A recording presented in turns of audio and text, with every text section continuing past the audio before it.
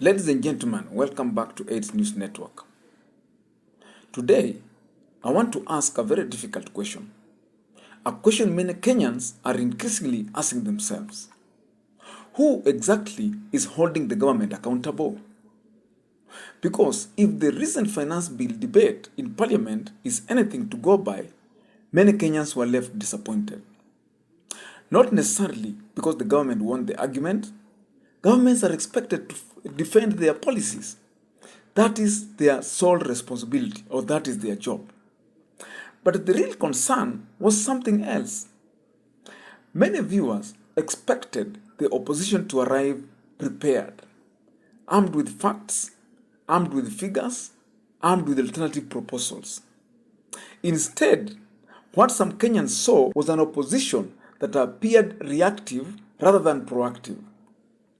An opposition that seemed to be playing politics while the government side was debating policy.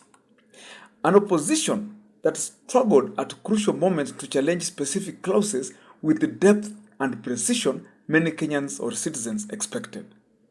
And perhaps the biggest disappointment of all was this. At a time when millions of Kenyans are struggling with the cost of living, taxation, unemployment, and economic uncertainty, Parliament offered a reminder that politics and governance are not the same thing. Tonight, we ask, is the opposition letting Kenyans down?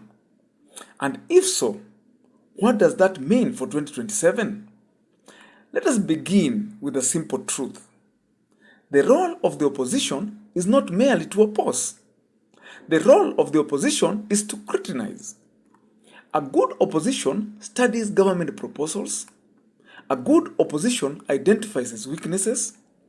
A good opposition offers alternatives. A good opposition forces the government to defend every decision.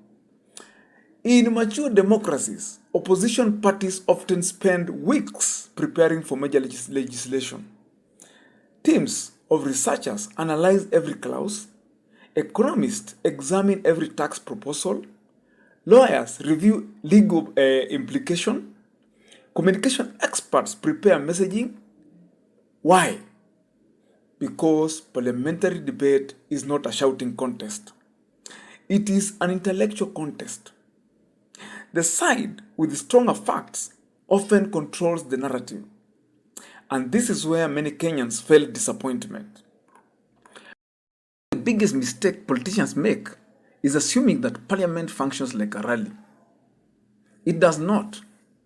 A rally rewards emotion. Parliament rewards preparation. At a rally, you can criticize. In parliament, you must substantiate. At a rally, slogans work.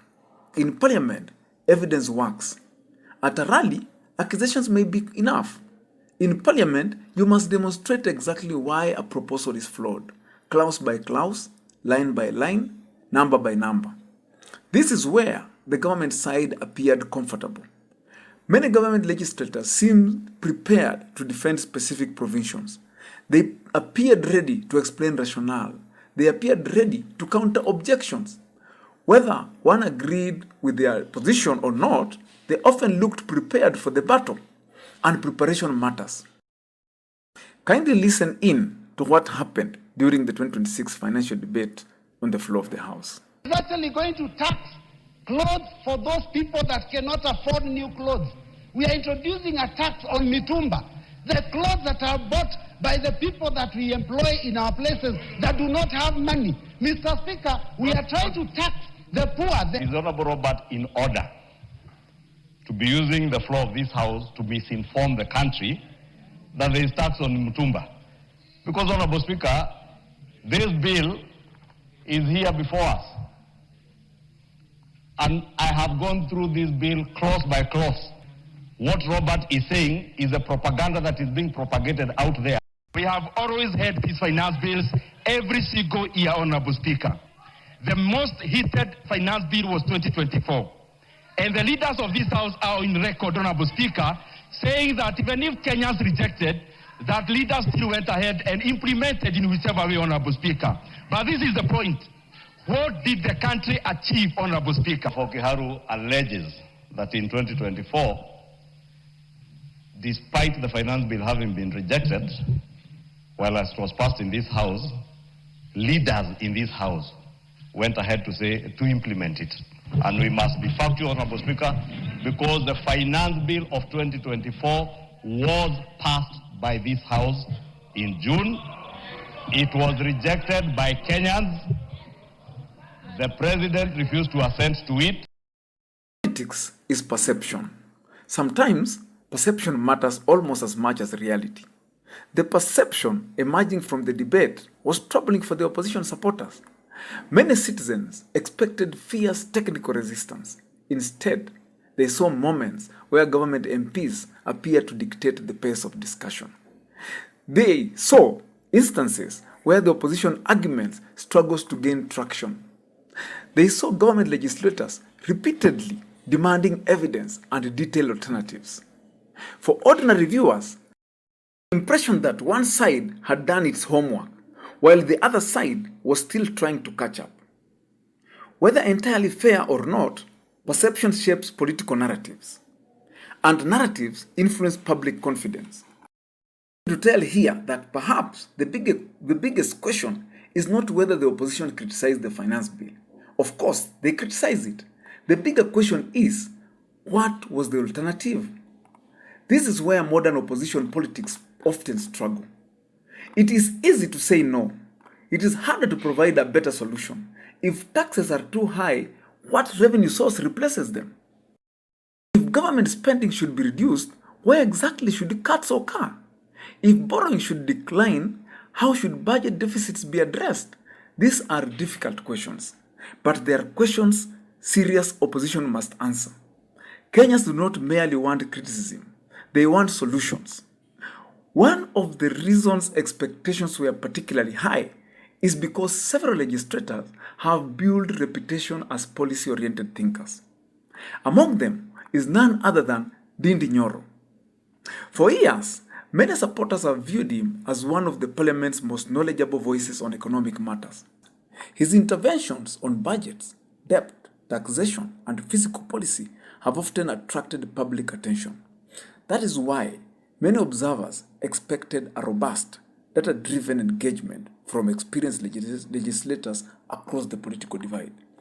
The expectation was not simply political opposition. The expectation was detailed economic interrogation.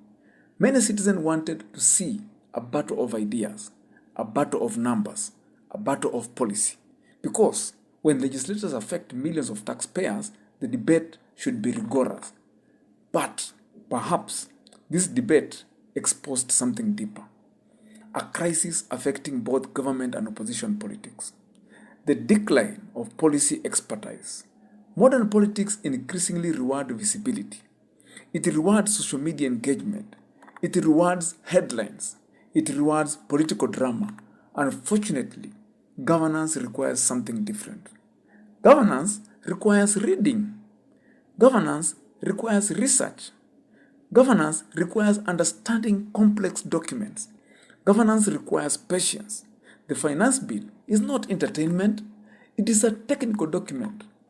Understanding it requires effort. Analyzing it requires expertise. Challenging it requires preparation. This is why serious democracies invest heavily in parliamentary research services. Because legislation is complicated. Let us be honest.